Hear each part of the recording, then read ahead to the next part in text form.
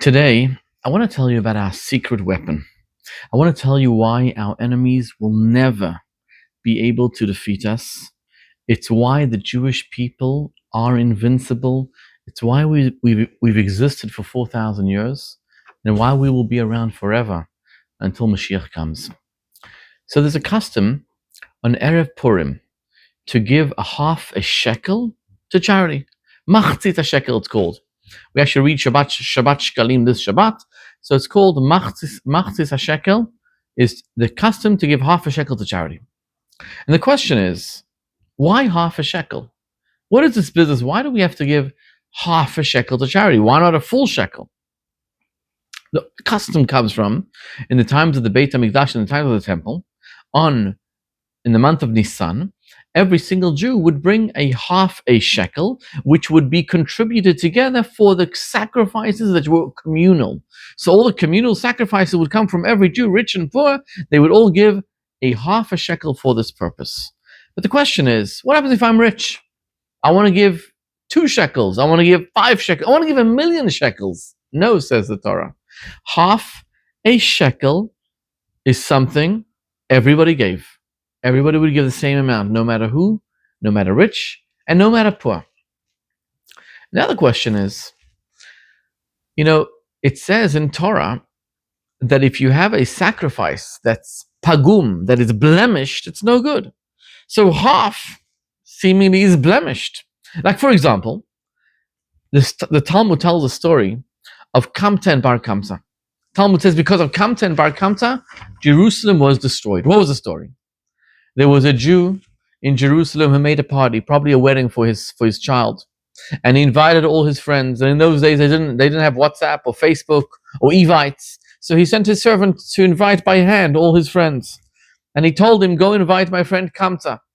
And instead of inviting his friend Kamta, he invited his enemy Bar Kamta. He had an enemy with a very similar name, Bar Kamta, and he invited his enemy by mistake. So Bar Kamta comes to the party. And he thinks he's invited because the host wants to make peace with him. The whole Jerusalem was there. And the host sees him at the party. He says, "Bar Kamta, what are you doing here?" He says, "You invited me." He says, "No, it's a mistake." He says, "Get out." He says, "Now that I'm here, let me pay for my meal. Don't embarrass me." He says, "I don't care, get out." So Bar Kamta makes a counter offer. He says, "You know what? Now that I'm here, let me pay for half the entire wedding.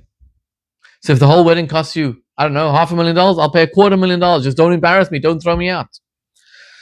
And the host says, "I don't care. On principle, you're my enemy. Get out." And he says, "You know what? I'll pay for everything. I'll pay the whole $500,000. I'll pay for everything." And the host says, "Absolutely not. When you hate somebody, it's like on principle, nothing can buy me." And he kicked him out. And Bar Kamta was so embarrassed. He was mortified. He said, there were rabbis there who didn't protest. He went to the Roman emperor and he said, "The Jews have rebelled against you. And you want proof? Send them a sheep to sacrifice, and you'll see they won't sacrifice it." So the Roman emperor sent a sheep, and on the way, Bar Kamta blemished its lip. And in the Torah, if you have a blemished sacrifice, you cannot offer it. So the Jews received this sacrifice, and Zechariah ben Avkulis, who was the rabbi at the time, said, "We cannot offer it because it was blemished." So the Roman emperor got all mad and he destroyed Jerusalem. That's the story in short. But the point of the story is that if you have something that is blemished, can't sacrifice it. So why on earth would we take a half a shekel? It's blemished. So the classic answer is, it's to atone for the sin of the brothers. What happened is, when the brothers sold Joseph as a slave, when Joseph approached them at the request of his father to see how they're doing, and they threw him into a pit, and then Yehuda, one of the brothers, said, instead of killing him, let's sell him.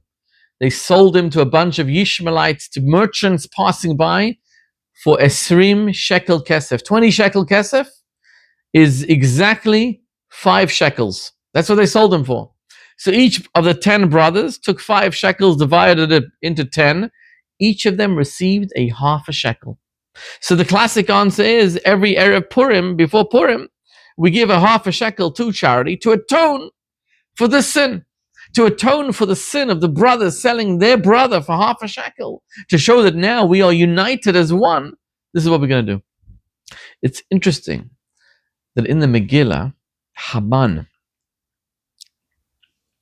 he tells Achashverosh, Yeshno am echad, there's one nation that is scattered amongst you. Scattered meaning they are not unified. One is reform, one is conservative, one is orthodox, one is religious, one is anti-religious. So many different kinds of Jews, so many different opinions, you can't unite them as one. It's better for you to get rid of them. And then he tells him, I'll pay ba'aseret alafim kikar kesef, 10,000 kikar kesef. And what he meant with that is 10,000 kikar kesef is equivalent to, if you take 600,000 Jews, because that's how many Jews left Egypt, 600,000 Jews times a half a shekel each, you'll get aseret alafim, 10,000 kikar kesef. So Haman meant to say, to remind, so to speak, of the sin of 10 brothers selling one brother. So he meant to disparage the Jews, so to speak. So at the end of the day, why half? And the answer is a beautiful answer. You see, the nation of Israel, one Jew is only whole with another Jew together. We are all half without each other. We complement each other. We are parts of a puzzle. We are united as one. Our secret power, the reason we've existed for so long, is because we are united as one. The greatest gift you could give a father is for children to get along one with the other. Barucheinu Avinu, we say every day in our prayers, Barucheinu Avinu, God bless us. Kulanu ke'echad, we are like one. Yes, we have different opinions. Yes, this one is right wing, this one is left wing, this one hates this politician, this one loves this politician, but we are united as one, we are together. The differences between us are only external. Internally, we are the same. We are one nation, one people, one heart. This is actually why it says also, we give on Purim, matanot la'evyonim, means gifts to the poor. Why the word gifts to the poor? Shouldn't it be charity to the poor? Why gifts? So there's something inside every single Jew that you can learn from. You have somebody rich and you have somebody poor. Imagine everybody was rich. There'd be nobody to give to. So the poor people do you a favor by allowing you to give them charity. So it's gifts to the poor. They're giving you something in return. They're giving you the privilege, the honor of giving them charity, of giving them food. The story is told. There was a man living in London by the name of Aaron Dvardovich. And when he was 5 years old, his father was very, very ill. He was on his deathbed. And somehow another miracle happened and he lived for another 40 years. So when Aaron Dvardovich was 45 years old, his father's best friend came to visit him to pay a shekel. His name was Yisrael Rudnitsky. And Yisrael says to Aaron, he says, your father and I, we were best friends. We survived concentration camps together, and the bond between us was deeper than brothers. And when your father was ill 40 years ago, we had just come out of the war, we were broken people. And I sent a letter to 23 of the leading rabbis in the world, and I asked them for a blessing for my dear friend, your father. And it was right after the war. The rabbis themselves were broken and shattered. But one rabbi, one leader responded to my letter. And that was the Lubavitcher Rebbe in Brooklyn, New York. And he said to me that there's a special takana, like an edict, a request, to learn chitas every day. Chitas is an acronym for Chumash. You learn the daily portion of the Chumash. Tehillim, the daily portion of the Tehillim is divided into 30, and Tanya.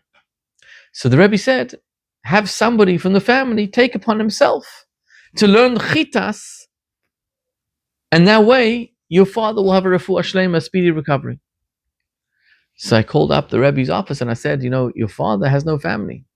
The kids were young. There was nobody to learn chitas. And he himself wasn't in a position to learn chitas either because he was ill. So the Rebbe said, okay, so a family member. So I said, there's no family member. He can't learn himself, no family member. So the Rebbe said, okay, if so, a friend can also do chitas for him in honor of his speedy recovery. And I took it upon myself to learn chitas for your father. And in the last 40 years, I haven't missed a single day. I've learned chitas, and I believe this is his recovery because of the chitas that I've learned for him. And the story goes to show us that as Jews, we are all united as one. One person can pray for another. We are all one nation, one heart, one people.